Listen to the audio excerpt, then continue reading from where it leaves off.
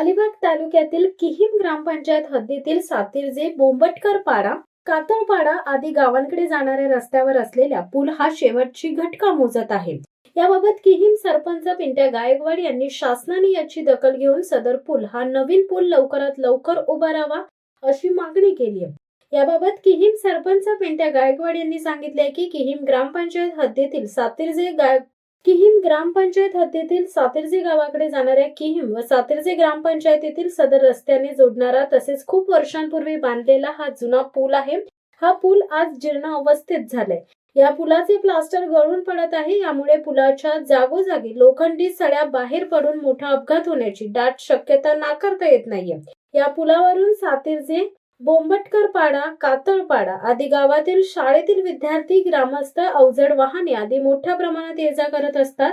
पावसाळ्यात समुद्राच्या भरतीत जर मोठा पाऊस पडतो तेव्हा या पुलावरून पाणी जाते. यासाठी शासनाने याकडे त्वरित लक्ष देऊन हा पूल त्वरित नवीन व जास्त उंचीचा बनवावा अशी मागणी करीत आहे. नमस्कार.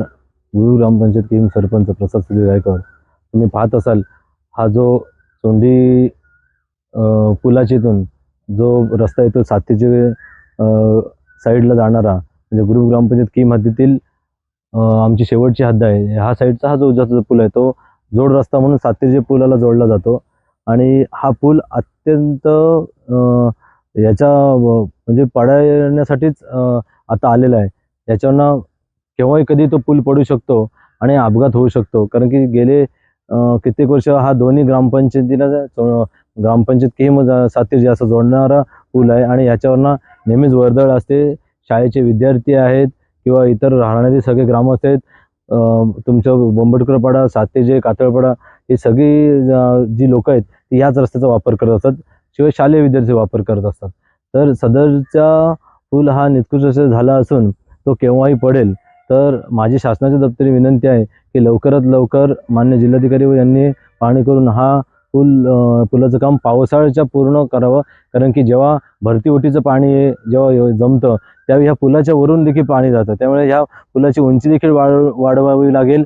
त्यानंतर आर्थिक तरतूदसुद्धा मोठी करावी लागेल, जेणेकरून हा मोठा ब्रिज तयार झाला तर याचा दोन्ही गाड्या एका वेळी जातील. मोठमोठ्या गाड्या दोन्ही वेळा एका वेळी ये-जा करतील अशा पद्धतीचा मोठ्या स्वरूपात त्यांनी बनवला पाहिजे, जेणेकरून ह्या आमच्या सर्व हद्दीतील ग्रामस्थांचा हा प्रश्न मार्गी लागेल. शिवसत्ता टाइम्ससाठी धनंजय कवटेकर, अलिबाग. दे धडक बेधडक वृत्त देणाऱ्या आपल्या शिवसत्ता टाइम्स न्यूज चॅनलला लाल बटन दाबून सबस्क्राईब करा आणि बेल आयकॉनला क्लिक करायला विसरू नका.